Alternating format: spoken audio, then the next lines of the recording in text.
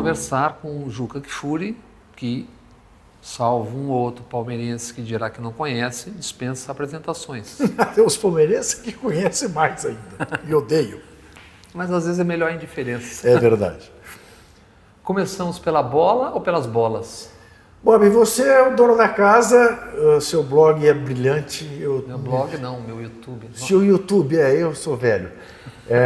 Se o YouTube é ótimo, se o YouTube é esclarecedor. Graças a Miguel, Sim. Pio, Kiko, Então, Toninho.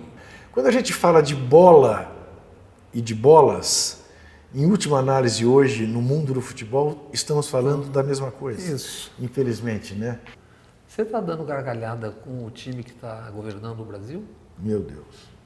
O Bob, nem no pior dos meus pesadelos. Às vezes, vou te falar uma coisa.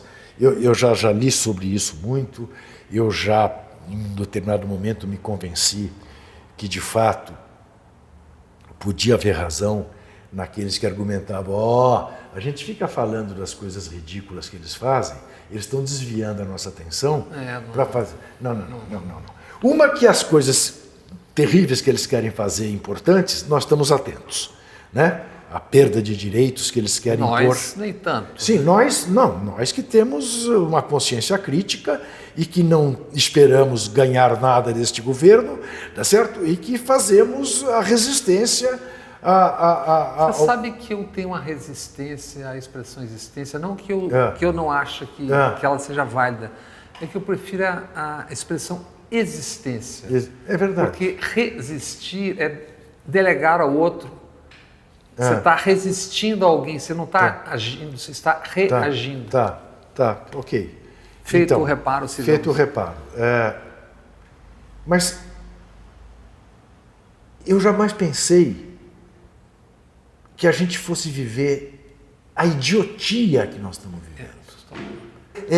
Esse Trump, esse Bolsonaro, alguns de seus ministros, são a personificação da idiotia. Eu só estou esperando eles repetirem o grito do Franco: Viva la muerte! Porque é o que parece, e aí fica bem a coisa da existência, do viver. Porque eles parecem todos adeptos disso, não é? Quer dizer, não é possível a submissão que a gente acabou de ver na visita deles aos Estados Unidos, as declarações, né? A entrega do Brasil da maneira como está sendo feita. Isso que você disse, de que não, eu vejo de vez em quando aquelas análises, tal, não, porque isso na verdade, o que as pessoas acho que não percebem é que essas coisas vão corroendo qualquer espécie de capital que você tenha. Você não banca o ridículo, porque isso é uma grande jogada. Onde é que está escrito Mas é isso, evidente cara? que não. Você não tem maravilhosos resultados econômicos, Isso, você não tem perspectivas para as multidões. Isso. E você vai correndo o capital. Não, mas olha, tem uma jogada sensacional. Então, tenho minhas dúvidas. A semana passada o dólar fechou quase a R$4. Não foi isso? Então veja, você se lembra, você se lembra e você estava lá dentro, você cobriu. O que foi o começo do governo Collor e em quanto tempo o governo Collor começou a se deteriorar. E na verdade, só que ali como não tinha rede social, ali tinha uma diferença. Isto. Você não então tinha, é mais rápido e o agora. compromisso da chamada grande mídia, Sim, que não tinha, era maior. Não tinha o mundo digital. O descolamento demorou mais tempo, porque eles estavam envergonhados, que tinham entrado de mala e cuia nas campanhas do Collor para evitar Brizola e Lula. Sim. Então ali levaram mais tempo. Eu me lembro porque aquelas matérias sobre PC Collor, existia um silêncio chamado estrondoso. Até entrarem já era o segundo ano de governo. Sim. Apesar de tudo. Então, mas eu acho que agora a velocidade será maior. Claro. Né? Por todas as razões, né? Tanto na construção quanto na desconstrução. Na desconstrução. Com erros, acertos, lava-jato, mas não tem uma questão que eu acho nuclear nisso e fundamental, que é o salto triplo do juiz Moro para o Ministério, tendo vazado uma delação às vésperas do primeiro turno, 6 dias antes, tendo conversado, segundo o general Mourão expôs, com eles sobre ir para o governo. Isso aqui. Então, qual é a moralidade que vale? Me parece que está meio além do jardim, né? Então, me parece que ele, que digamos tinha um capital moral para muita gente inatacável, empenhou esse capital moral de uma maneira que eu vejo ele assim se esvaziando, mas como fruta seca. Vamos lembrar, né? Porque você disse que ele vazou uma delação premiada dias antes da eleição, que, diga-se de passagem, não tinha maiores novidades. Foi só o objetivo, né? é esse. Como vazou a conversa da presidente da República com o presidente Lula. Antes disso, ele fez coisa pior, né? E antes disso, ele esteve... Mas aí é que as pessoas sempre esperam... sempre esperam que você não queira discutir isso, viu, caros amigos e amigas? Porque soará petista, bolivariana, não sei o quê. Quer dizer, isso segurou esse debate até agora. Nós estamos debatendo, mas nós estamos tentando debater há muito tempo, como se fosse um emparedamento, mas na verdade são coisas completamente diferentes. Isso é ilegal, gravar alguém ilegalmente e vazar alguém, mesmo que fosse o verdureiro, quanto mais o presidente da República. E aí aconteceu o quê? Nada. Então, ele foi absolvido pelo tribunal que depois julgaria. Então, ele assumiu o papel mais detestável que a gente encontra, inclusive, na imprensa. Em vez do cara ser jornalista, o cara é justiceiro. Em vez de ser juiz, o cara passa a ser justiceiro.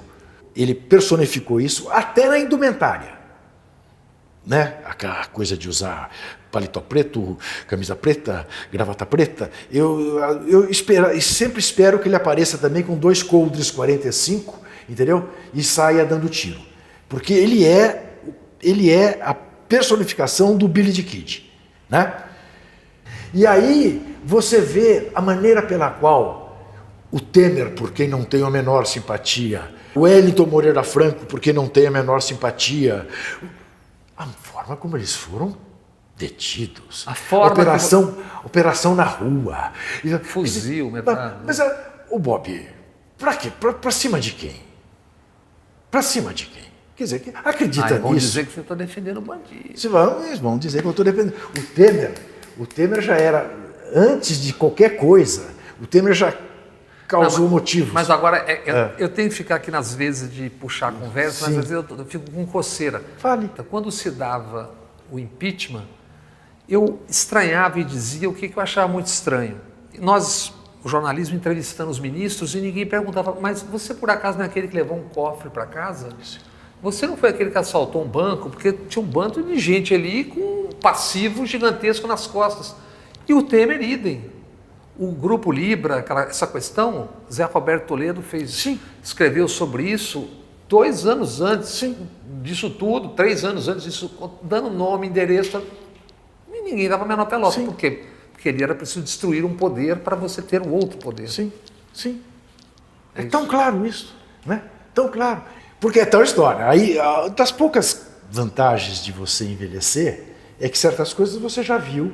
Certas coisas você já viu ser reprimida, ser patrulhada, depois ela aparecer, e você fala, puxa, então era verdade. Né? Eu me lembro perfeitamente quando se falava do golpe de 64, dizendo os americanos estão por trás, os americanos estão por... Tem navio americano na costa brasileira, a CIA tem... O Lyndon Johnson disse que quer acabar com o Jango.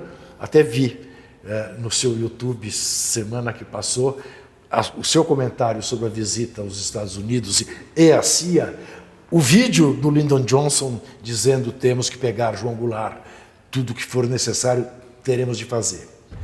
I think we ought to take every step that we can, be prepared to do everything that we need to do. I had to get right on top of it and stick my neck out a little. We just can't take this one and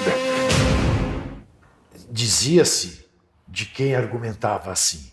Paranoico, teoria da conspiração. Então foi o tio Sam. O imperialismo yankee que está por trás. Chega disso, para. Né?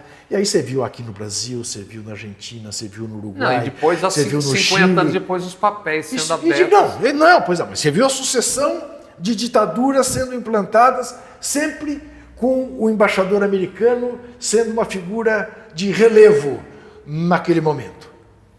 E aí depois abre os papéis do Congresso. E está tudo documentado. A prisão do Lula é uma violência, porque o Lula está quase 1 ano sem liberdade, sem uma prova que permita você cercear a liberdade de quem quer que seja, por um dia, que dirá por um ano. Mas o Lula já vinha sendo vítima, objeto de justiceiros a partir do momento, por exemplo, daquela condução coercitiva, que é um absurdo. Que é um absurdo. Tão grande como o espetáculo que nós vimos na prisão do Temer. Porque não é preciso fazer desta maneira, não é necessário fazer esse espetáculo, não é assim que se faz justiça, e te digo mais, os que fazem justiça desta maneira, a história mostra, acabam mal, acabam muito mal. O que não deveria permitir a atual cartolagem transformar aquilo que já é um enorme negócio apenas num negócio. E num negócio que acabe matando isto. o futebol. Exatamente. Quer dizer, então quando você só pensa no futebol como fator gerador de rentabilidade, você começa paulatinamente a matar a paixão, a matar a qualidade, a matar a emoção. Inclusive com o Campeonato Mundial de Clubes também que querem fazer. E esse Campeonato Mundial de Clubes ainda pior, Bob, porque você pensar em 24 times, com times se classificando 4 anos antes do Mundial de Clubes. Você imagina... Quer dizer, 4 meses no Brasil. Sim, você imagina os clubes brasileiros, os clubes da América do Sul, né? Que são um hoje, daqui a 6 meses são outro. Imagina 4 anos, não vai ter nada a ver. Aquele que ganhou a Libertadores com... Isso você acha que vai sair? Eu acredito que é uma tal insanidade... A reação da UEFA é grande. Que não vai sair. Ao mesmo tempo, tem tanto dinheiro que eu sei lá. Quanto vale o negócio do futebol? Então, Bob, a tentativa de compra desse Mundial é coisa de €1 bilhão. Então você imagina o que é isso. €1 bilhão. Né? Você imagina o que é isso.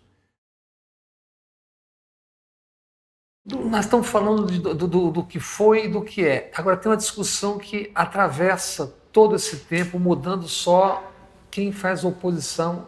A rima é pobre, mas é porque coube. O Pelé. Agora, no momento, se discute toda hora, todo mundo discute quem é melhor, o Pelé, o Messi, o Maradona. Bom, essa é uma outra. Essa é papo de boteco, mas de boteco, continua. Ô Bob, há quem diga, e não deixa de ser uma posição inteligente, né, que não existe o melhor de todos os tempos, existe o melhor de cada tempo. Né? Digamos que é fácil para não sair da discussão. Mas quem viu vários tempos... Mas então... Eu te confesso que eu cada vez tenho mais preguiça de discutir esse assunto. Eu já li você dizendo isso. Porque... E não é... Quando eu falo do Pelé... Né, isso sendo um corintiano que pois tomou então, couro do Pelé. Eu sou insuspeitíssimo, né, para falar do Pelé, a não ser que alguém diga que eu seja saudosista. Né? Ou que alguém me acuse de defender o Pelé contra o Maradona e contra o Messi, porque nós brasileiros não gostamos dos argentinos. Eu, nesse aspecto, sou um brasileiro raro. Eu sei, porque eu sempre achei que era cascata.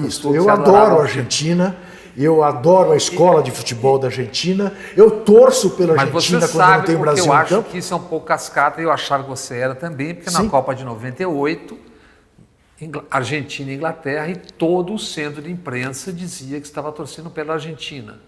Gol da Inglaterra e quase derrubaram o centro de imprensa festejando o gol da Inglaterra. Então, peraí, que torcedores argentinos são esses? Eu torci pela Argentina na final contra a Alemanha no México em 86, eu torci pela Argentina contra a Holanda em 78 e eu torci pela Argentina contra a Alemanha na Copa do Brasil de 2014. E dizia para as pessoas que me diziam: você está louco? Depois do 7-1 ainda ver a Argentina festejar aqui no Brasil é o fim. Eu digo, e você sofre da síndrome de Berlim, né? Como se fosse a síndrome de Estocolmo. Os caras meteram 7-1 no Brasil e você vai torcer para eles? Eu não, vou torcer para a Argentina. Nem eu fui um deles. Não perdoou o Higuaín pelos 2 gols que perdeu naquele jogo. Mas, enfim. Então, o que me move não é nenhum sentimento anti-argentino. Poderia ser saudosismo. Porque, por exemplo, eu sou saudosista em relação à Fórmula 1, para a qual nem ligo tanto, mas eu considero o Fangio, Juan Manuel Fangio, que foi 5 vezes campeão do mundo, em Baratinha, melhor do que o Ayrton Senna. Lá vai tomar tanto cacete dos Sim, tenistas. sim, melhor do e que o Ayrton Senna. piquetistas. Lembrando, o Fangio era argentino. Então, me tira fora dessa coisa de argentino contra brasileiro. O Pelé é como o Michael Jordan.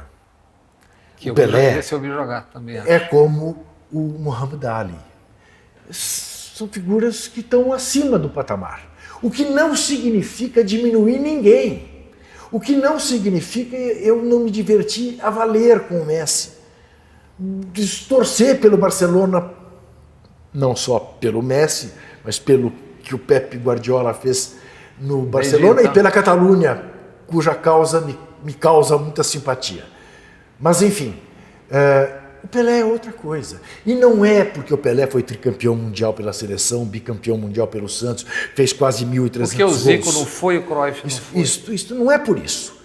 É porque o Pelé chutava de esquerda, chutava de direita, matava no peito, cabeceava de olho aberto como ninguém, tinha olho na nuca, via 300 com 500 gols. Isso, não tem que... É Agora só ele ver. vem dizer, mas o futebol nos tempos do Pelé, eu digo o inverso. O Pelé hoje, com as chuteiras de hoje, nos gramados de Preparo hoje, físico. com o preparo físico, com a ciência do esporte, com as bolas, como Deus me livre, o que o Pelé faria? Nós estamos falando das bolas de fora e da bola do Pelé. E o Brasil hoje? O que o Sampaoli significa? Quer dizer, o Santos ganha de 3, toma de 4, mas evidentemente houve uma modificação no cenário do futebol. Sim. Ele é uma especificação do que nós estamos empobrecidos? Exatamente. Taticamente. Porque ele é capaz de pegar um time absolutamente medíocre, como é o time do Santos, medíocre no sentido do termo, médio. Ainda bem que ele consertou. Médio, né? E fazer um espetáculo que você tenha vontade de ver. Que é, essencialmente, o que deve levar o torcedor ao estádio. É claro que é bom ganhar. É evidente que é bom ganhar. Mas essa discussão burra, é melhor ganhar jogando feio do que perder jogando bem? Não, eu quero ganhar jogando bem. E o Sampaoli permite isso. Com todas as dificuldades de estar num clube endividado, que não paga salário. Nesse aspecto, ele dá um outro exemplo. Que argentino, consciente. abre mão de um pedaço. Devolve o salário. Enquanto não pagar os jogadores, não me pague. Porque não faz sentido eu ser aqui o privilegiado. Né? E o que ele trouxe, que não chega a ser nenhuma novidade, ele não é nenhum revolucionário, né? Um inovador, mas ele trouxe a ideia do jogar bem, do atacar, do buscar o gol. Né? E aí, mas aí ele toma de 5 do Ituano. O Santos do Pelé, você sabe disso. Tomou algumas e mesmo jogos que ganhou, 6-3 no São Paulo, 7-4 no Corinthians, tomava. E tinha zagueiros da melhor qualidade. Mas por quê? Porque tinha um espírito. Nós viemos aqui para fazer gol ali e para os caras que estão aí em cima se divertirem com o que estão vendo. E a gente se divertia. Quantas vezes a gente não deu gargalhada em campo por causa do time do Santos ou do time do Botafogo de Mané Garrincha? Quantas vezes?